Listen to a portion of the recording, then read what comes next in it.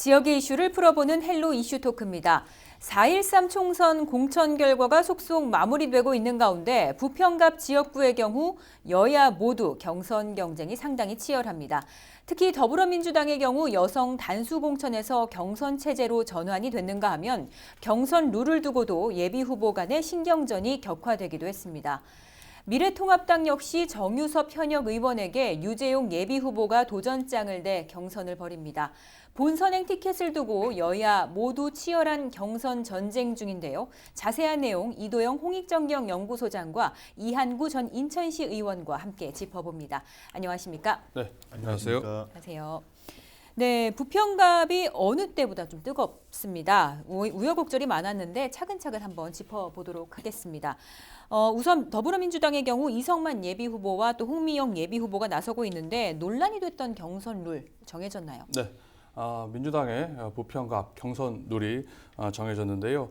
당초 민주당 공천관리위원회에서 홍미영 예비후보를 단수 공천을 했습니다마는 이성만 예비후보가 반발, 재심을 청구하면서 재심위원회에서 이의가 인용이 됐습니다. 그래서 결국 경선이 이루어질 예정인데요. 다가오는 7일부터 9일까지 3일간 경선이 치러질 예정입니다. 민주당 경선 룰은 당원 당규상에 국민 여론조사 50%, 권리당원 50%로 정해져 있는데요. 예. 이번 부평갑 같은 경우는 후보 간의 논란 끝에 홍미영 예비후보는 100% 국민 여론조사를 해야 된다. 이성만 예비후보 같은 경우는 아니다. 당초대로 50대 50을 해야 된다고 주장을 했었는데요. 네. 결국 60대 40, 즉 국민 여론조사 60%, 권리당원 40%로 최종 수정 변경이 된 상황입니다. 네, 근데 원래 경선 룰하고 좀 다르게 이곳만 40대 60으로 바뀌었다고요? 네, 당초 2월 12일이죠. 민주당에서 권리당원 명부를 불법 유출한 예비후보 측에 대한 징계 결정이 내려졌잖아요. 예. 100명 이상 유출한 전국의 5개 지역 예비후보는 이제 공천심사와 그다음에 경선에서 이제 불이익을 주기로 했죠. 이 부분도 이제 징계위원회에서 사실 당원권 6개월이라는 중징계가 이제 내려진 건데 예. 이 총선을 앞두고 좀 과하다 이래서 이제 윤리심판원에서 이거를 해제해주는 대신 감점을 주기로 한 거죠. 예. 그 결과에서 지난 2월 21일이죠. 민주당 공천관리위원회가 부평갑에 이제 홍미영 전 청장을 단수 공천 발표했는데요. 알려졌다시피 이제 인천 지역의 송영길 국회의원, 그다음에 홍영표 국회의원과 그다음에 예. 일부 권리당원들이 주도해서 재심 청구를 한 거고요.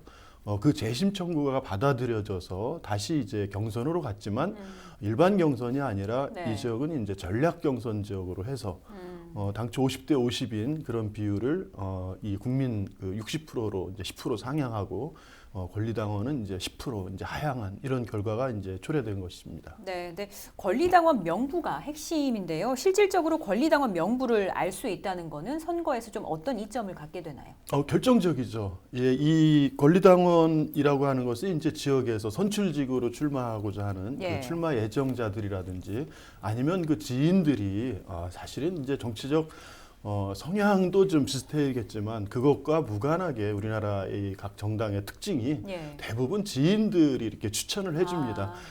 그러다 보니까 이제 이런 어떤 결속력이나 당에 대한 이 부분들이 아주 높다고 볼 수 없거든요. 예. 그래서 반드시 평소에 관리를 해야 되는데 이러한 그 경선에서 50%나 차지하는 비율에서 예. 이 명부가 특정 후보에게 유치됐다, 이것이 유출됐다고 하면은 이것은 뭐 불공정한 이제 경선으로 이렇게 유착될 수밖에 네, 없죠. 네. 특정 후보가 권리당원 유출된 명부에 따라서 선거운동을 벌이게 되고요. 또 그렇게 선거운동을 받은 이 이제 유권자 입장, 권리당원 입장에서는 상대 후보는 왜 나한테 선거운동을 하지 않냐라는 그런 이제 또 무시당하는 거 아니냐 내가 이런 심리가 있어요. 우리 이 유권자 입장에서. 예. 뭐 그렇기 때문에 이제 이 권리당원 명부를 엄격히 당에서도 관리하는 거고요. 그리고 이제 개인정보보호법상에서 지금은 뭐 누구 거 하나도 둘 수 없잖아요. 예. 예, 그런 측면에서 사실은 이 건은 상당히 심각한 사실 사건이었죠, 사실. 예. 예. 알겠습니다. 그런데 이성만 예비후보의 경우 똑같은 사유로 페널티를 적용받은 다른 지역구와 달리 왜 유독 부평갑만 국민 여론조사를 60으로 올렸느냐.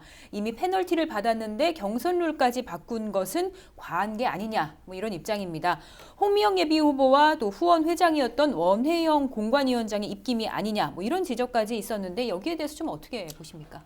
이성만 예비후보 같은 경우는 부당하다, 예. 과하다라고 지금 주장을 하고 있는데 일부 좀 그렇게 생각할 수 있다라고 볼 수가 있을 것 같습니다.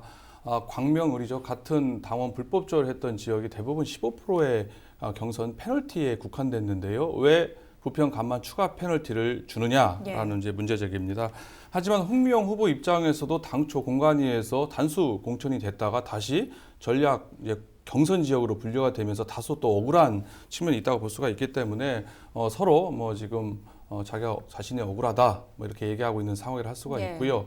원혜영 공관위원장이 있기 때문에 입김이 작용해서 이렇게 더 불리하게 추가 페널티를 받는 거 아니냐라는 일각의 얘기가 있습니다만은 하지만 최종적으로 경선 룰 조정은 최고위원회에서 비공개로 결정된다 할 수가 있기 때문에 원혜영 위원장이 이런 룰 6대 4의 과정에서 입김이 작용하게 보기란 좀 어렵지 않나 이렇게 생각을 합니다. 네, 이런 지적 좀 어떻게 보십니까?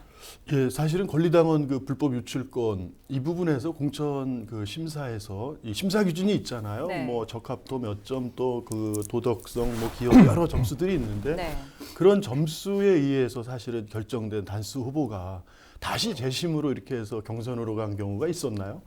사실 이렇게 보면은 이 공천 탈락한 이성만 후보 측에서는 억울할지 모르지만 이것이 심사까지 거쳐서 단수 확정됐던 홍미영 그 후보 측에서는 더더욱 사실은 뭐 이것을 그 인정하기 쉽지 않았겠죠.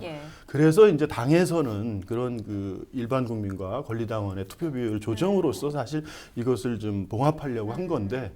문제는 홍미영 청장 그 후보 측에서는 이제 100% 국민 경선을 요구했고요. 권리당원 명부 유출됐기 때문에 본인은 불리하다 일방적으로 이런 것이고 반면에 이제 이성만 후보 측에서는 50대 50 했는데 광주 같은 경우 이제 그 광산을의 김성진 후보 측이 이런 얘기를 했죠. 이 언론에 보도된 내용을 보면은 지난달 28일 공천 심사 서류 등록 과정에서 일부 관계자가 권리당원을 과도하게 확인해 결과적으로 당내 경선의 공정성을 훼손했다며. 비록 제가 모르는 상황에서 벌어진 일이지만 경선과 관련해 발생한 모든 사안은 후보자인 저희 책임이라며 유감을 표시하면서 스스로 후보를 사퇴했거든요. 사실 이런 것과 이렇게 비춰봤을 때 오히려 원혜영 그 공관위원장이 후원회장임으로 인해서 홍미영 후보 측이 뭐 오히려 더 불리한 결과를 받아들이게 된 거 아니냐 이런 이야기들도 있습니다. 그렇다면 이런 상황에서 이번 경선 룰로 갔을 때 어느 후보에게 더 유리하다고 보십니까? 네, 앞서서 말씀드렸지만 이제 권리당원 대부분은 선출직 출마 예정자들이 사실 모집한 것일 거예요. 근데 지난번 그 지방선거 때 지역위원장이 이제 이성만 후보였잖아요. 그래서 그때 이제 출마하게 된 시의원, 구의원들이 지금 현재 대부분 이성만 후보 측을 그 지지하는 걸로 알려졌고요. 그렇다면 지만 그 선출직들이 모집한 권리당원에서 누가 이번에 투표권이 있는지, 현재까지 권리당원을 유지하고 있는지 이걸 확보한 명단을 갖고 있었다는 것은 이성만 후보 측이 권리당원에선 절대적으로 유리하다는 거고요. 반면에 이제 홍미영 청장께서는 이제 지역에서 오랫동안 이제 구의원부터 뭐 구청장 활동까지 이제 하셨기 때문에 인지도라든지 이런 측면에서는 또 높은 측면이 있잖아요. 그래서 국민 이제 이 여론조사, 국민 경선에서는 이제 홍미영 청장이 다소 유리하지 않을까 그런 생각인데 이제 홍미영 청장의 여성 가점 10점. 그다음에 이제 경선에서도 이번에 페널티가 적용되는 도덕성과 이제 당 기여도에서 15% 이제 감점되는 이제 이 부분이 어느 정도 영향을 미칠지 전체 점수의 기본 10%와 15점이 아니라 본인들이 득표한 점수의 10%, 본인들이 득표한 부분의 15%. 사실은 뭐 아주 큰 부분들은 아니죠. 치열한 경선일 영향을 미치지만 그래서 아무 접전이 될 것으로 예상합니다. 이도영 소장께서 어떻게 보십니까? 앞서 이한구 전 의원님이 말씀을 자세히 하셨습니다. 이성만 예비후보 같은 경우는 권리당원층에서 유리하고 또 인지도가 높은 홍미영 예비후보 같은 경우는 이제 국민 여론조사가 유리하다고 볼 수가 있기 때문에 지금 상황처럼 5대 5에서 국민 당원의 6대 4로 바뀐 상황에서는 아무래도 이제 이 바뀐 룰상으로는 홍미영 예비후보가 어느 정도 다소 유리하게 보일 수 있다라고 할 수가 있을 것 같습니다. 네. 근데 사실 애초에 홍미영 예비 후보를 단수 공천을 했다가 재심의를 통해 경선으로 돌렸는데 사실 이런 경우가 흔한 경우는 아니잖아요. 그렇다 보니 지역 국회의원들의 입김이 작용한 게 아니냐, 뭐 일각에선 이런 이야기도 나오고 있는데 좀 어떻게 봐야 될까요?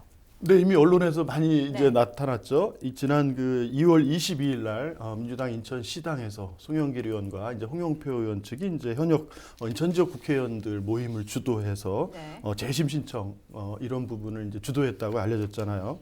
뭐 이 과정에서 이제 언론에 보도된 내용을 또 보면은 지난번 그 민주당 당대표 선출 때 사실은 네. 그 홍영표 의원과 송영길 의원이 아주 사이가 안 좋아져서 앙금이 많이 남아 있다고 실제 지금까지 그리고 네. 이번 선거 이후에 둘 다 이제 민주당 그 당대표 선거를 준비함으로 인해서 상당히 경쟁 관계가 있음에도 불구하고 그 여성 후보로 단수 공천된 부분을 번복하게 만드는데 같이 힘을 합쳤다. 네. 이 부분이 참 의아하다라는 이제 어느 국회의원이 이제 언론에 코멘트한 내용도 좀 봤는데요. 뭐 사실은 이 부분은 그 이전에 홍미영 전 청장이 장관 입각설이라든지 아니면은 그 청와대 등용 네. 이럴 때마다 이제 지역 출신 국회의원들이 계속 이 부분들을 도와주질 못할 망정 방해하고 있다. 이제 이런 언론들이 이제 계속 언론에 보도됨으로써 이것이 아주 좀 이렇게 이번에 갑자기 표출된 것이 아니라 오랫동안 계속 있어왔던. 그런 네. 부분들이 어떤 연장선이 아닌가 생각합니다.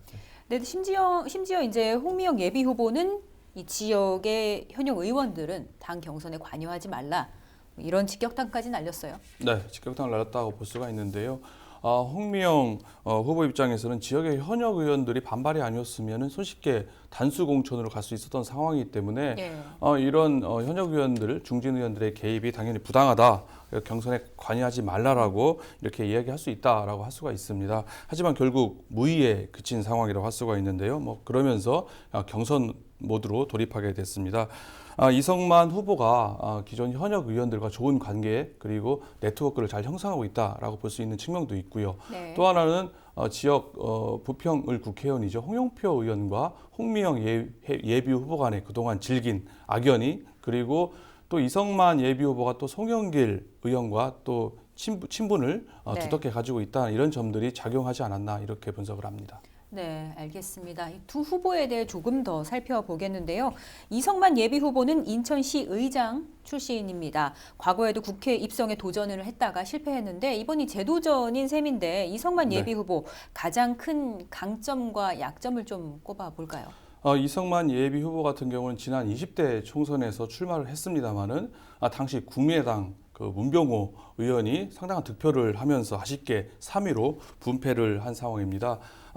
그 당시에 있었던 이제 문병호 전 의원 같은 경우는 미래통합당으로 당적을 옮겨서 지금 영등포 갑으로 공천이 확정된 상황이고요.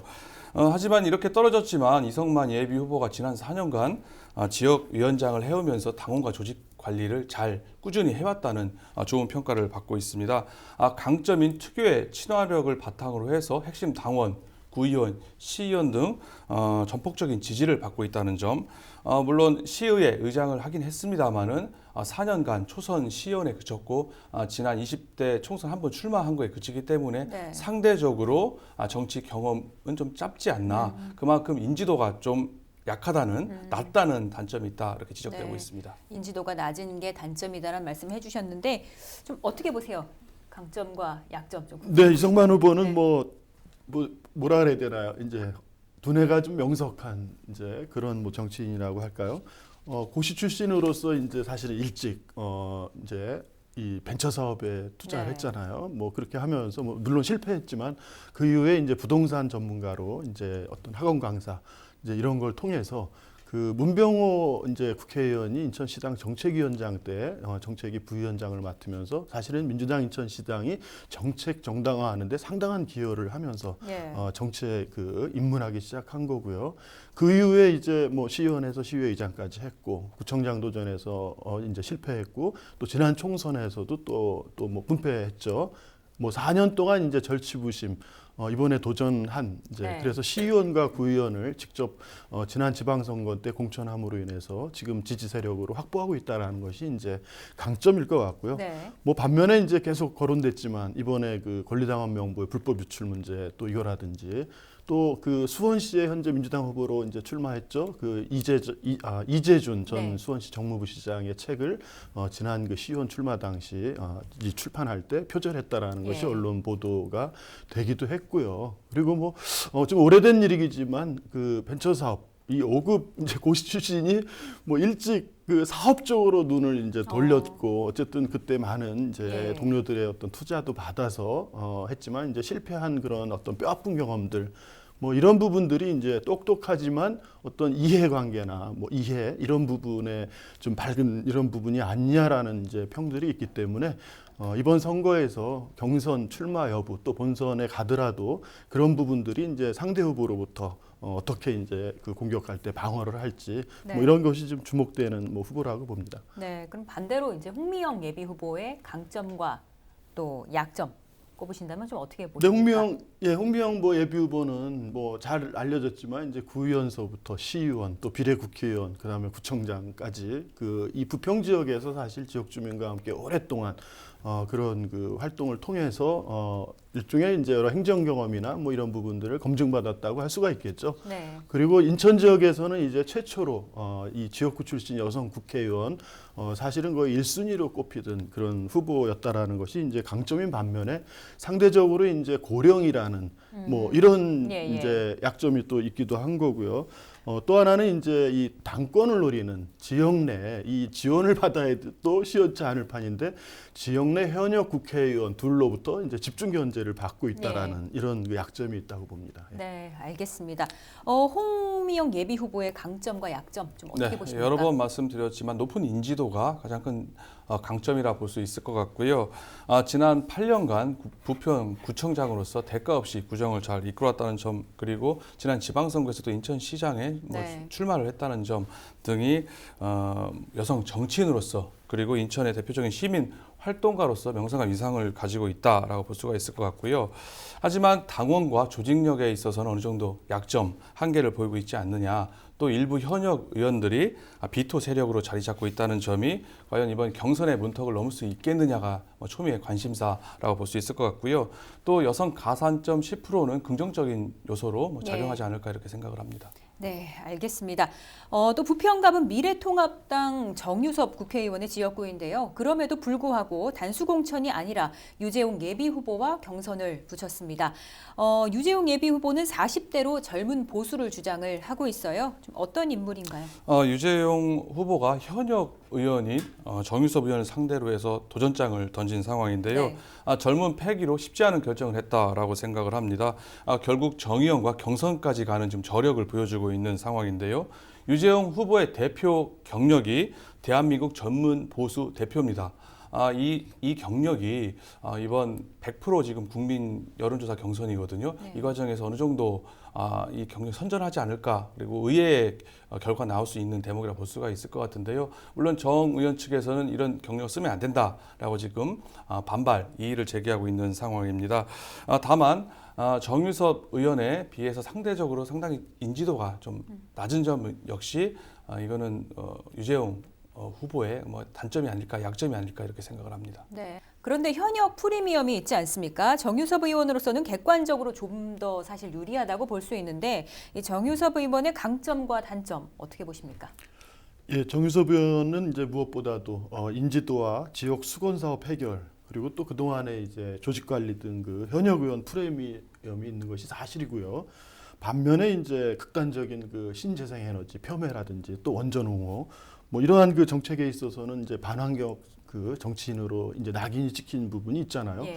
그리고 최근에 그 언론에도 이제 나와 있지만은 그 후배 폭행 이런 그 사건 관련한 논란들 예. 이제 이 부분들이 이제 앞으로 경선이라든지 본선에 어떤 영향을 미칠지 많이 주목되는 부분이라고 봅니다. 알겠습니다. 오늘 두 분 말씀 여기까지 듣도록 하겠습니다. 네, 헬로 이슈 토크 오늘 순서는 여기까지입니다.